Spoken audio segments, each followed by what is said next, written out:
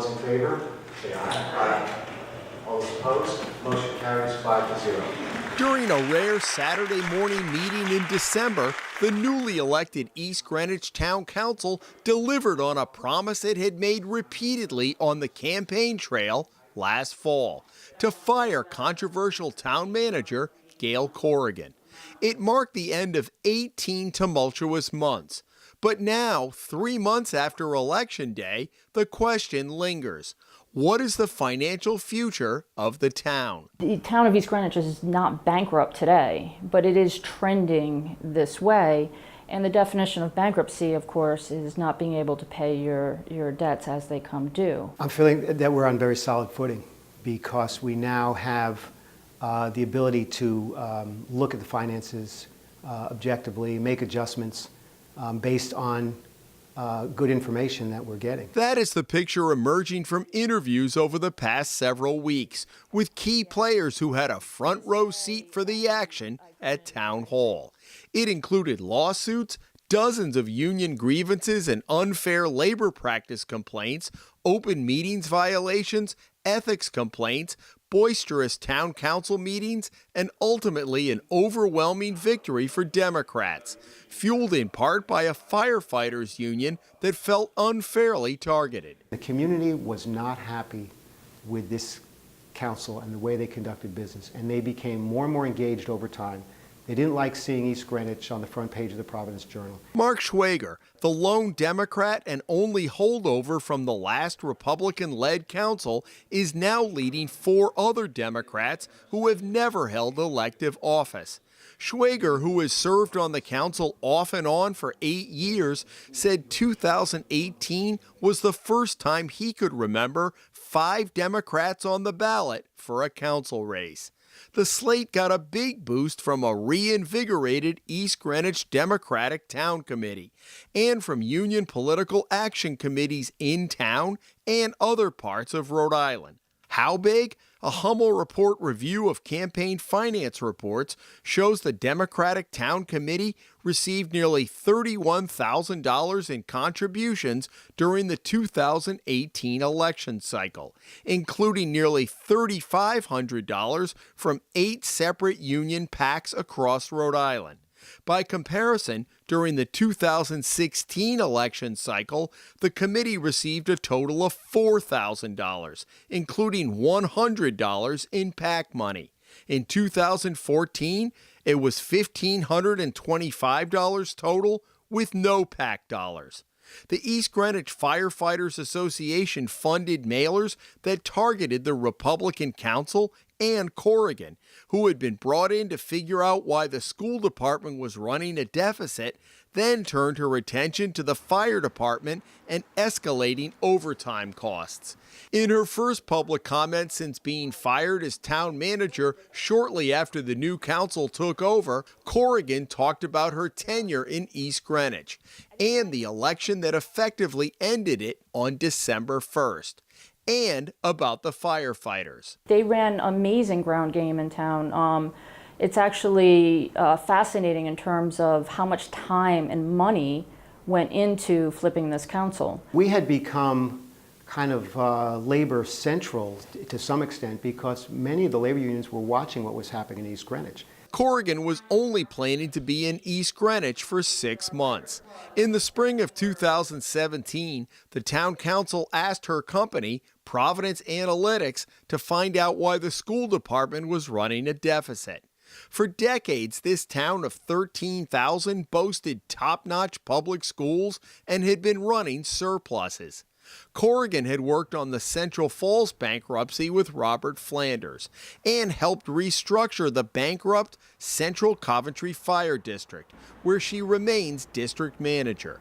She had a history of being called in when most places were hitting rock bottom, and some in East Greenwich resented comparisons of their town to Central Falls. The money, it has to come from somewhere, and one of the problems is that East Greenwich has the least amount of state aid for its schools, but at the same time, like anywhere else, they're capped at a 4% tax increase.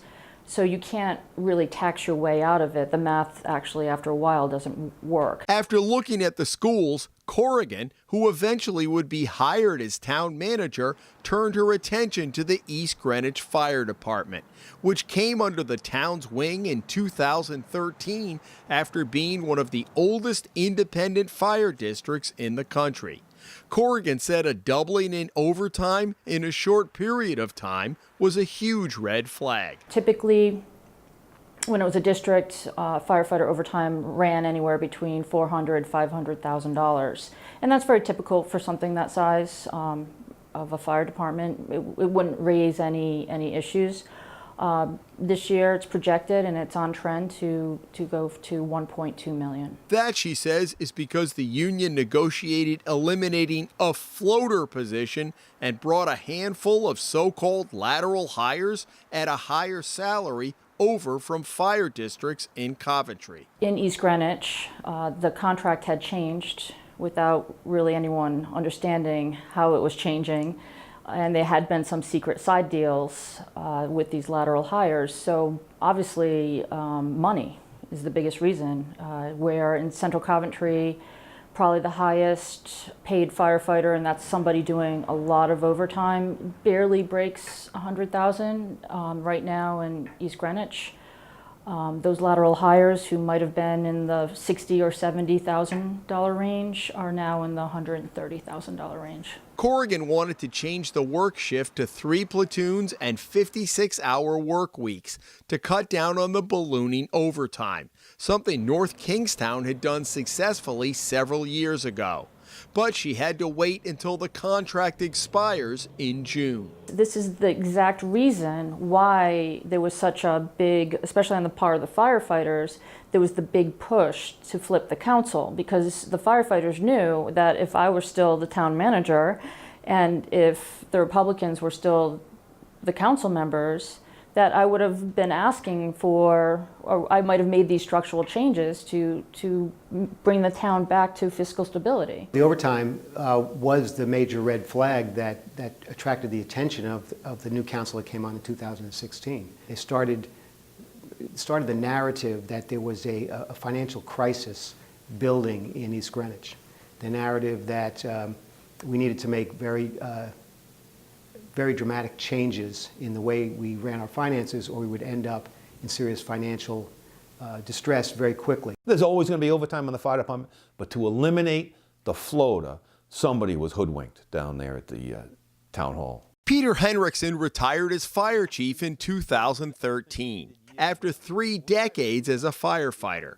Henriksen, a former union president, said things changed within months of the district becoming a town department. He decided to leave after the union took a no-confidence vote in him. I still to this day believe that the union did not want me to forge a relationship like that with the town council. They saw this as their golden opportunity to start fresh, do anything they could for me to leave so they could get someone to replace me and maybe hoodwink them on in a couple of areas, which I believe has happened. And now look where we are. Then Corrigan was hired to take a deeper dive into the books. She hadn't even gotten here yet, and they were on TV. The union president saying, she was fired from here. She got in trouble over there. I mean, he was already slinging the mud before she had even walked into town hall. Because they saw what they'd done in Central Falls. They saw what happened in Central Coventry, right? Correct. Yes, and they were scared to death that those similar things could happen here. And the single biggest one was the 3-platoon system. The union would file dozens of grievances and unfair labor practices against the town. Union President William Perry did not respond to our repeated requests for comment. What they said was that the town was spending hundreds of thousands of dollars in legal fees for lawsuits and grievances and all this thing, all because Gail Corrigan was taking them to task. All because, she had this, they made her out to be this union hater, and she'll tell you she's not a union hater. She's a financial whiz when it comes to budgets, and she could see where the money was being spent and where structural changes needed to be in East Greenwich to kind of straighten that stuff out. So from the union side, they would go out and tell everybody, look what she's costing you. Schwager acknowledges the overtime in the fire department is a problem, but he said the previous council's approach was counterproductive. It made a negotiated settlement more difficult because it drove the parties further and further apart. And the reality is that eventually you have to negotiate, because in Rhode Island we have binding arbitration. Schwager also said a council decision to hold the line on taxes for the first time in years while facing financial difficulties made no sense to him. It doesn't square with the narrative that was being put out. The narrative was the town is facing severe financial problems, that we are at risk of bankruptcy, that we could be the next Central Falls, that spending is out of control, and then the remedy is to cut taxes. It makes no sense. It's not fiscal conservatism, it's not fiscal stability, it's fiscal malpractice. What was the biggest mistake during that time period? I think the approach to government, how you run municipal government, the way I saw that group, they looked like they were instituting a corporate takeover. It looked like a corporate takeover. So a new board came in, like a board of directors. They hired a new CEO, which was the town manager, and they approached it as if this were a company in receivership, and that they had the authority to institute unilateral changes. So where does the town stand? In this case, where you stand depends on where you sit. It'll be very interesting to see how these decisions, which are frankly short-term political decisions, how they have long-term effects. Because the effects, as you mentioned, won't be seen today or next month or even next year. They're really going to be seen 2, 3, 5 years out. And 5 years from now, is East Greenwich going to be the town it was 5 years ago? I'm excited, I'm optimistic, but I'm realistic. And it's a difficult process that we're going through. There's a lot of challenges. But we've got good town employees. We've got a good council that can work together. We have an engaged community, and we have the resources. I mean, East Greenwich is such a lucky place. We have the resources to address our problems. In East Greenwich, Jim Hummel for the Hummel Report.